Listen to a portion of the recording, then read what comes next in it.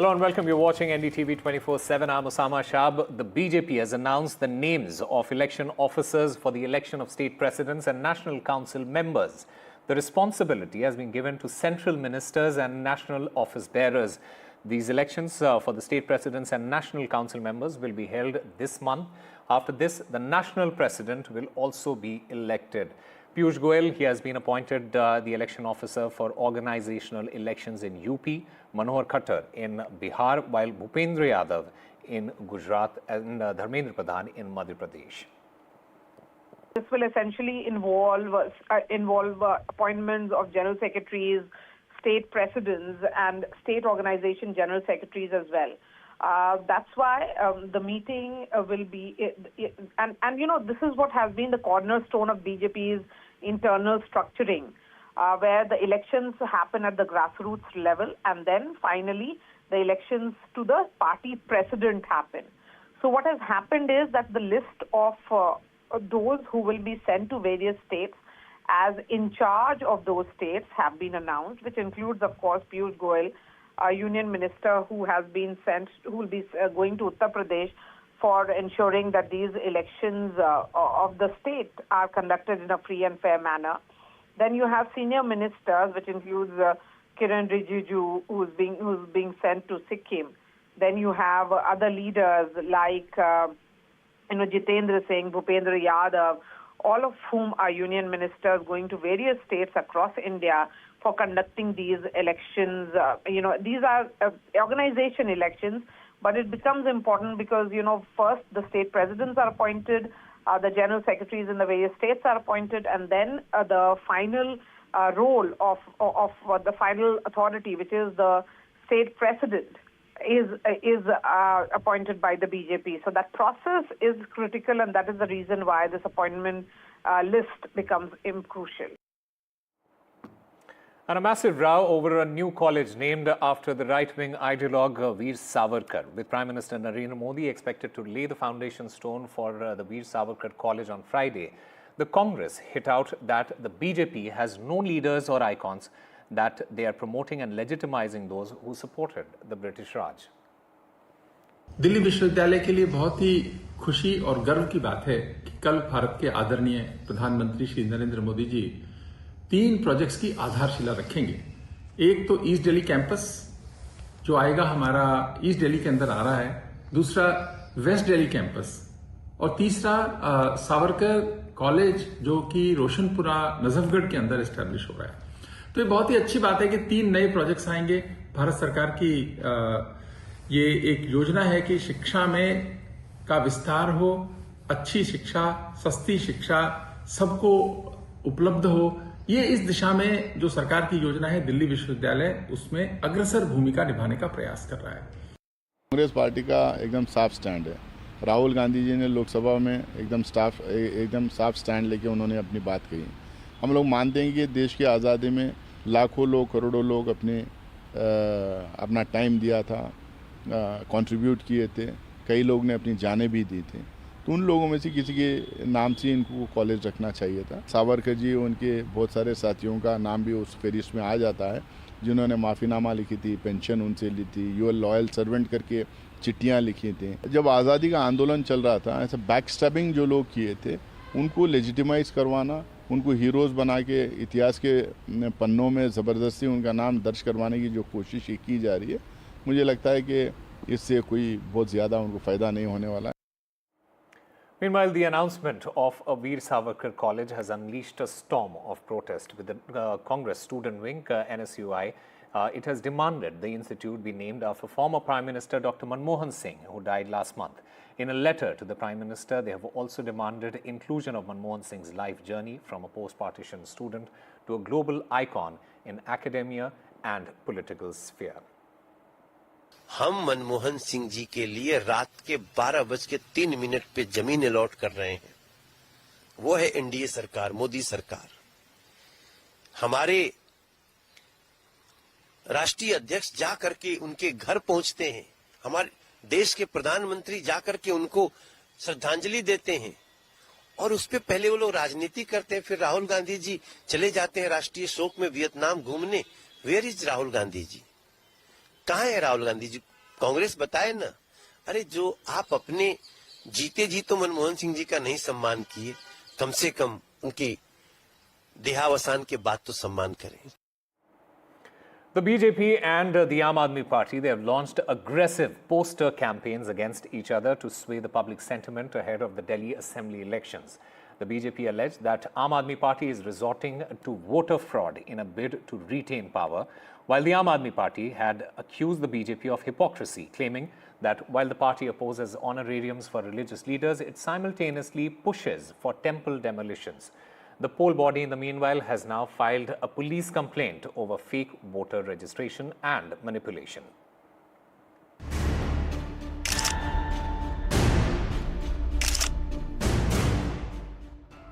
The Dangal of Delhi just got filmy with political posters drawing inspiration from multiple web series. Releasing a fresh poster based on popular web series Scam 1992, The Harshad Mehta Story, BJP has mocked Arvind Kejriwal by captioning it Farzi voters se ishq hai, Mahathag original presence voter list mein Scam 2024. Hitting back, the Aam Aadmi Party shared a poster portraying Arvind Kejriwal as the greatest of all times. कैसे मतदान को प्रभावित करें हम, ये है इनकी साजिश। इस फर्जीवाड़े के खिलाफ, इस जाली वोट के खिलाफ और इन झूठों के खिलाफ लड़ाई जारी रहेगी। दिल्ली की जनता लड़के दिखाएगी और दिल्ली की जनता बताएगी तुम्हारे झूठ का पर्दाफाश कैसे होगा। अरविंद केजरीवाल वो अपने लिए लिखा है उन्होंने, वोटर लिस्ट में स्कैम है, भाजपाइयों ने किया है। यही बात दिल्ली की जनता केजरीवाल साहब, आतिशी और इनके नेताओं से पूछ रही है जो 10 साल से दिल्ली में है, लेकिन ये नहीं बता रहे कि पिछले 10 साल में इन्होंने दिल्ली वासियों के लिए क्या किया। BJP has also accused Sanjay Singh and his wife of bogus vote registrations and has demanded legal action against both of them. Sanjay Singh Rajya Sabha में जाते हैं, इनका वोट हरिनगर विधानसभा में रजिस्टर्ड है, लेकिन जब ये अपना एफिडेविट दे रहे थे उस समय सुल्तानपुर की नगर पालिका परिषद की इस वोटर लिस्ट में संजय सिंह का नाम है। तिलक नगर में भी वोट है। चुनाव आयोग भी संज्ञान ले और दिल्ली पुलिस भी संज्ञान ले। 4 जनवरी 2024 में हमारा नाम सुल्तानपुर से कट गया है। डेट याद रखिएगा, 4 जनवरी 2024। भाभी अनीता सिंह अब एफिडेविट दिखाइए। 8 जनवरी 2024 को फिर शपथ पत्र देते हैं कि vote number 602 part number 234 Sultanpur में मेरा वोट रजिस्टर्ड है। Sanjay Singh meanwhile has denied these claims. भारतीय झूठा पार्टी के लोग मेरी पत्नी के बारे में, मेरे बारे में झूठ फैलाएंगे और वो चाहेंगे कि हम इस पे कोई कार्रवाई नहीं करेंगे। ये नहीं होगा और इसलिए हमने उनको मौका दिया है कि जो झूठी बातें उन्होंने सोशल मीडिया और मीडिया में की है वो न्यायालय में आके साबित करें। The BJP has now put Sanjay Singh at the center of this fake votes controversy. In return, the AAP leader has not gone on back foot but rather become more aggressive in his approach. Thus, now it has become interesting to watch what new turn will it bring to the already intense battle of the Delhi election. Now with camera person Kanan Patra, this is Ishka Verma for NDTV. The West Bengal Chief Minister Mamata Banerjee has hit out at the central forces, accusing them of letting Bangladeshi terrorists enter Bengal to destabilize the state government, stating that she could sense a blueprint of the central government behind this attitude of the border security force. Mamata Banerjee also accused a section of district magistrates and SPs of helping the border guards in their illegal act. The BJP, in the meanwhile, has hit back, saying that these claims were laughable and Bengal was a nursery for infiltrators. Border guard Trinamool Congress দেয় না, border guard BSF দেয়, এমনকি পুলিশও দেয় না। কিন্তু পুলিশের কাছে জেলার ইনফরমেশন থাকে যখন ঢুকে যাচ্ছে, কোথায় যাচ্ছে। এখানে গুন্ডা পাঠিয়ে দেওয়া হচ্ছে, বর্ডার দিয়ে খুন করছে, চলে যাচ্ছে, এই রকম লোক পাঠানো হচ্ছে। এটা বিএসএফের অনেক ভেতরকার কাজ। এর মধ্যে কেন্দ্রীয় সরকারের একটা ব্লুপ্রিন্ট আছে। हंसी आती है कि बंगाल की सरकार रेड कारपेट बिछा दे बांग्लादेश के लिए, और अभिषेक बनर्जी अभिषेक जी बांग्लादेशियों पर राजनीति करें। आज बांग्लादेशी घुसपैठ बंगाल एक नर्सरी बन गया है। And U.S. National Security Advisor Jake Sullivan is set to visit India next week, marking a significant trip ahead of the presidential transition from Joe Biden to Donald Trump. Sullivan will meet his Indian counterpart Ajit Doval for the annual review meeting for the initiative on critical and emerging technologies, which was previously postponed. My colleague Mohammad Ghazali has more details. Jake Sullivan has been one of the most influential and key officials in the outgoing U.S. administration, and he has played a critical role in managing conflicts across the world. The Russia-Ukraine war, Israel's war in Gaza, tensions with Iran, the growing assertiveness of China. And Mr. Sullivan is also expected to meet Prime Minister Modi and External Affairs Minister Mr. Jaishankar, besides holding talks with his Indian counterpart Ajit Doval. And now, why this visit is very significant? Because with these, because India is also getting into this emerging technologies, and that shows the kind of concern or kind of relations India had with the Biden administration. So that is one significance of this visit. The second is that his successor, Mr. Walz, who will be the national security advisor when Mr. Trump gets into the office, has already met Mr. Jaishankar. So India is also looking for a smooth transition, and U.S. administration is also trying to show the kind of relationship Mr. Biden had with Mr. Modi, because this entire ISET, or what the U.S.-India Initiative for Critical and Emerging Technologies, has relevance for both the countries, because it is into the domain of AI to quantum computing, semiconductor space. And when Mr. Walz will likely take over after Mr. Sullivan leaves the office, this NSS visit is an important step towards strengthening that initiative as well. Time now for a very short break. More news and updates on the other side.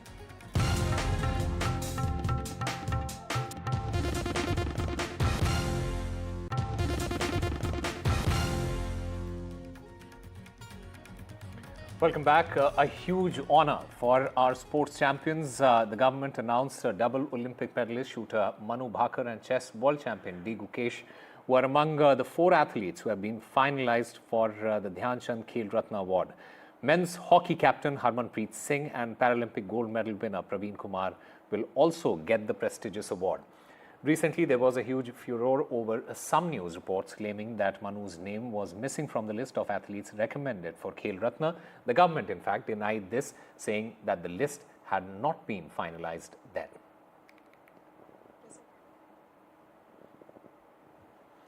A Bangladesh court rejected the bail plea of Chinmoy Krishna, a Hindu monk and spokesperson of the Bangladesh Sammilit Sanatan Jagran Jote, who has been arrested and jailed by the local authorities on charges of sedition. The judge refused to grant bail following a 30-minute hearing and that was held with heightened security. Das's lawyer, he said that they will now approach the High Court.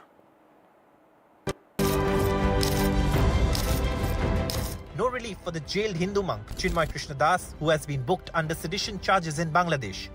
But at least today his lawyers could appear on his behalf, albeit in an atmosphere of intimidation and fear. Allahu Akbar chants were raised as Chinmoy Krishna Das's lawyers were escorted out of the Chittagong court after the court rejected his bail plea. और सभी लोग आशा कर रहे थे कि 9 वर्ष में चिन्मय कृष्ण प्रभु को मुक्ति मिलेगी, वो आज़ाद होंगे, लेकिन 42 दिन के बाद भी जब आज हियरिंग हुई तो उनके बेल को रिजेक्ट कर दिया गया। लेकिन एक पॉजिटिव खबर ये है कि एटलीस्ट आज उनके जो 10-11 लॉयर थे वो आज वो लोग उनके पक्ष में खड़े होकर कोर्ट में उनका पक्ष रख सके। बांग्लादेश गवर्नमेंट को इंश्योर करना चाहिए कि चिन्मय कृष्ण प्रभु को जस्टिस मिले। Even inside the court there was sloganeering during the hearing. Amidst this hostile atmosphere and the denial of bail, a second olive branch was extended to India by the Bangladesh Army chief, who in an interview said, Ties with India are based on give and take. Dhaka will not take any action inimical to New Delhi's strategic interests. India is an important neighbor, but ties need to be based on fairness. As far as Chinmoy Krishna Das is concerned, his lawyers will now at least be able to move the High Court for bail, but questions over the due process of law and the fairness of the justice system remain. Well, I think it's very sad, it's tragic, it's a travesty of justice that Chinmoy Krishna Das Brahmachari has been once again denied bail. And, even the reason for his arrest, they've charged him with a very serious charge of sedition, but there's no evidence that has been given. While the huge concern is that Chinmoy Krishna Das will have to spend more time in jail, legal experts are hopeful of him getting bail from the High Court. Till now, the legal process wasn't moving forward, but now his legal team hopes for an early hearing in an appellate court as they devise a strategy to get Chinmoy Krishna Das out of jail. With camera person GD Shankar in Kolkata, Saurabh Gupta, NDTV. And with less than 3 weeks to go for Trump's return to the White House, a New Year's Day tragedy struck the United States. At least 15 people were killed and dozens injured when a driver rammed a pickup truck into a crowd in New Orleans early on New Year's Day. The FBI it is investigating this attack as an act of terrorism. It is usually a moment of inspiration and resolution as billions unite across the world with the year ending. However, a speeding pickup truck in New Orleans has changed the way many people feel about the special day, as a 42-year-old US Army veteran used the occasion to kill and maim and ruin lives forever. Security camera footage has emerged of suspected terrorist Shamsuddin Jabbar driving his pickup truck down a packed Bourbon Street in New Orleans on New Year's Day before being shot dead by the police. This man was trying to run over. US cops have described Jabbar as a terrorist, while the FBI said an ISIS flag was located in the vehicle. A video circulating on social media showed Jabbar's white pickup truck inching through Canal Street traffic before taking a sharp turn down Bourbon Street. Other graphic videos have emerged showing the extent of damage and injuries and the level of depravity shown by the attacker. The authorities probing the case have said that the suspect was not solely responsible for the attack. Reacting to the incident, US President Joe Biden has said that Jabbar had expressed a desire to kill before the deadly New Orleans Rampage. The FBI also reported to me that mere hours before the attack, he posted videos on social media indicating that he was inspired by ISIS, expressing a desire to kill. The ISIS flag was found in his vehicle, which he rented to conduct this attack.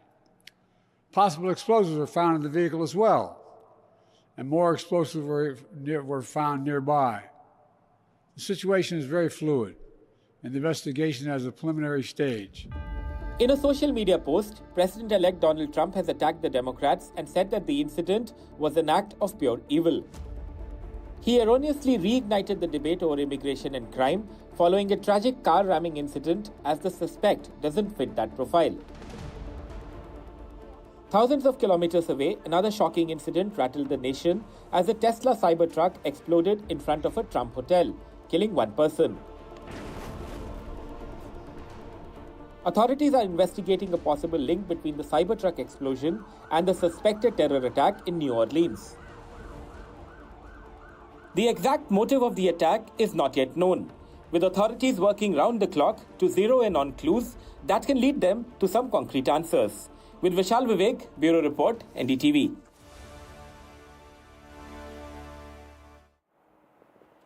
Meanwhile, the FBI believes that the Bourbon Street terror attack suspect Shamsuddin Jabbar, he acted alone. The FBI no longer believes that there are other suspects in the Bourbon Street terror attack. We do not assess at this point that anyone else involved in this attack except for Shamsuddin Jabbar.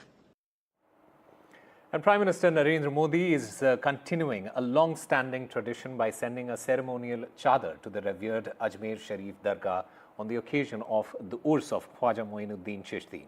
This gesture symbolizes unity and respect for all communities and is a testament to India's deep-rooted culture of honoring all religions, communities and Sufi saints. The Union Minister, Kiran Rijiju, he posted on X about the same and says that this gesture reflects his deep respect for India's rich spiritual heritage and the enduring message of harmony and compassion. That's all we have for you. Keep watching NDTV.